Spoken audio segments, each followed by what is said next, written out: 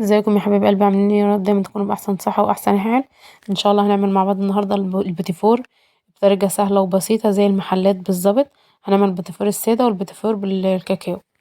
معانا الزبده بتاعتنا هنعمل اول مقادير نص كيلو اللي هو الساده. وبرده الكاكاو هنعمل برده مقادير نص كيلو.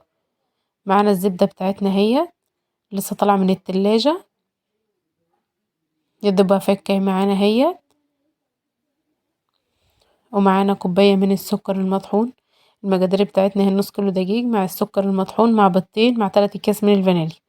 مقادير سهلة وبسيطة، اتمنى ان شاء الله تجربوها واتمنى ان شاء الله يعجبكم. هنشتغل بالمضرب السلك عشان المضرب الكهرباء بتاعنا بايظ شوية. هننزل بكوباية السكر على الزبدة. معانا سكر بودر مطحون. هنشتغل بالمضرب السلك. هنضرب الزبدة في السكر لغاية لما اخليها زي الكريمة بالظبط. قعدت اضرب فيها حوالي عن ربع ساعة، بقت معنا بالقوام ده زي الكريمة بالظبط زي ما احنا شايفين. هنزل كده بعد كده بالبيض بتاعنا. اللهم صل على النبي، لقينا البيضة بتاعتنا فيها 3 صفارات، 3 صفار معانا فهننزل بيها، فهنستكفى بديت هننزل بيهم.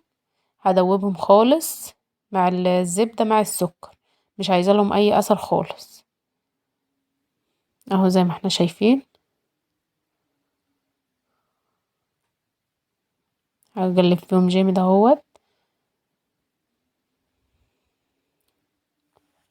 بعد كده هنزل ب3 اكياس فانيليا معايا لو عينتكي فانيليا سايلة حطي معلقة، معدل معلقة. مش عينتكي بتحطي كيسين او 3 من الفانيليا اللي هي الاكياس. هقلبهم مع بعض عشان ريحة الزفارة بس بتاعة البيض، فالفانيليا بتقضي على اي ريحة زفارة. هقلبها كويس وبعد كده هنزل بالدقيق بتاعنا زي ما احنا قلنا، دي نص كيلو دقيق، بس مش هنزل بيه كلها مرة واحدة، هنزل بنص الكمية. والمعيار بالكوباية في النص كيلو معايا 4 كوبايات، 4 مجات من اللي انا عاملة بيه السكر ده، هو نفس اللي انا معايرة بيه الدقيق، 4 مجات. هو النص كيلو. للي حابب يعمل بالكوباية بيعمل، حابب يعمل بالميزان بيعمل. اهو هقلبها كويس، هقلب الدقيق في قلب الزبدة في قلب السكر لما يدوب خالص. بعد كده هنزل بالباقي الكمية. اهو نزلت بباقي الكمية، هدوبها خالص دي شكل العجينة معايا العجينة بتاعتي مش طرية، طرية. العجينة بتاعتي طرية بس مش بتلزق. اهي انا قلبت المكونات بس بطراطيف صوابعي كده بايدي. وبعد كده هتنزلي بيها بالكيس الحلواني. احنا هنعمل بيتي النهارده، هنشكله بالكيس بصوابع اللي احنا بالرسمة اللي احنا كنا عملنا بيها صوابع البلح الشام. اللي كلها الخطوط بتاعتها جانب بعضيها. لو عندك مكنة البيتي وحابة تستعمليها بتستعمليها، واحنا بنتكلم عن الناس اللي هي مش عندها مكنة، فهي بتشكل بالكيس عادي. اهو هنشكلها كلها بالطريقة ديت. تشكيلها سهلة خالص بسيطة. يا حبيبي زي ما احنا شايفين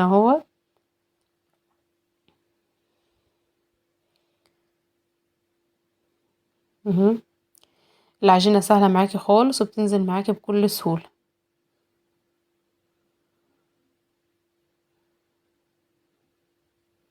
نشكلها كلها بالطريقة ديت.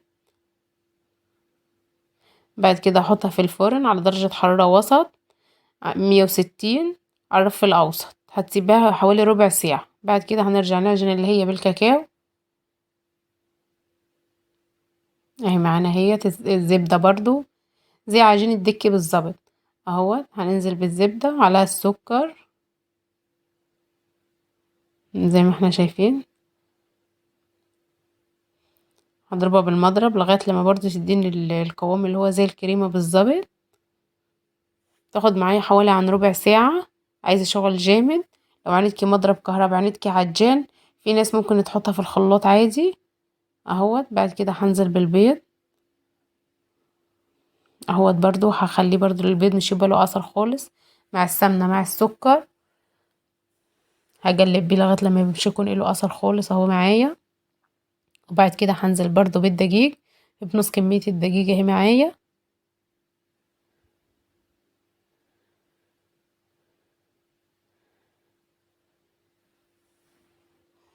اهو زي ما احنا شايفين مع بعض اهو. هننزل، انا اسفه، ننزل بالبيضه التانية الاول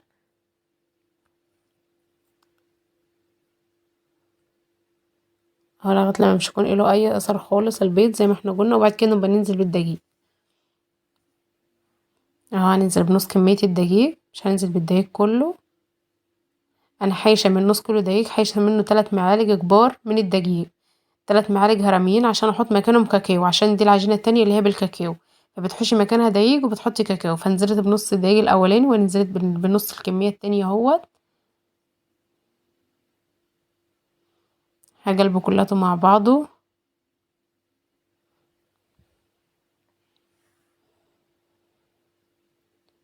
بعد كده هنزل بالكاكاو اهوت ب3 معالق كبار اهوت، مكان ال3 معالق دقيق اللي انا حشيتهم زي ما انا قلت قبل كده. بحش الدقيق وبحط مكانه كاكاو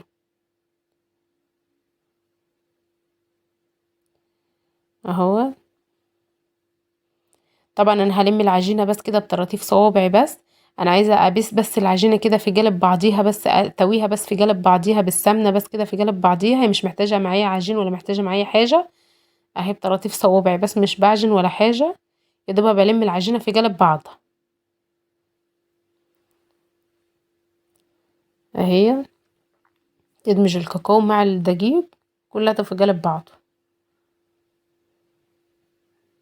زي ما احنا شايفين. العجينه بتاعتنا اهي برضو طريه اهي ومش بتلزق معايا اهيت. ودخلت الفرن. انا اسفه لقطه التصوير اللي هو بدخل الفرن والتشكيل اتحذفت، فهو زي الاولاني بالظبط، هيتشكل زي الاولاني، هيدخل على درجه حراره وسط 160 على الرف الاوسط حوالي ربع ساعه. او هند لما يبدا ياخد لون من تحت، لون خفيف خالص اصفر، بتبداي تشغلي الشوايه من فوق يتشمع بس معاكي اهو. دي شكله معايا اهوت اهو، شغل البيتيفور معايا كلها كده بالطريقه ديت. الكاكاو برضو بالطريقة دي، بس الكاكاو بياخد زيادة بس حوالي عن 3 دقايق، يعني مش بيكمل تلت ساعة اخر في الفرن اهو معانا. يلا هنشكله مع بعض اهو. طبعا التشكيل ده حسب ما انت حابة. معايا شوكولاتة بيضة وشوكولاتة بني، ومعايا مربى، ومعايا سوداني مطحون ناعم، ومعايا الفستق الكداب، ومعايا جوز الهند. هنعملهم 2 في بعض اهو. نقصهم مربى او زي ما احنا شايفين. طبعا التشكيل ده حسب ما انت عايزة تسيبيه كده بتسيبيه، بس يستحسن ان انت لما تيجي تعملي التشكيل ده بتعملي على قد الاكل، بس على قد كمية الاكل صابح بصابح. انا مش هعمل الكمية كلها اهي معايا اهوت. هوصف الشوكولاتة، طبعا بتغطي كلها في الشوكولاتة كده، بتغطي الظهر بس ونص البيتيفور من فوق عشان يمسك معايا في التشكيلة اهو. دي جوز الهند اهو وزي ما احنا شايفين اهو. دي في الشوكولاتة البيضة عشان نبقى عملنا التشكيلة كلها اهي، عصنا من كل حاجة، شوكولاتة البني والشوكولاتة البيضة والمربى اهي قدامكم اهوت. والفستق الكداب ده احنا عملناه بالسوداني بالسوداني عادي وحاطين عليه لون. هنبقى ننزلكم طريقته ان شاء الله على القناة اهوت. هنقص واحدة بس، حابة تعمليه كلها اتنينات مع بعض بتعمليه، حابة تعمليه واحدة بواحدة بتعمليه.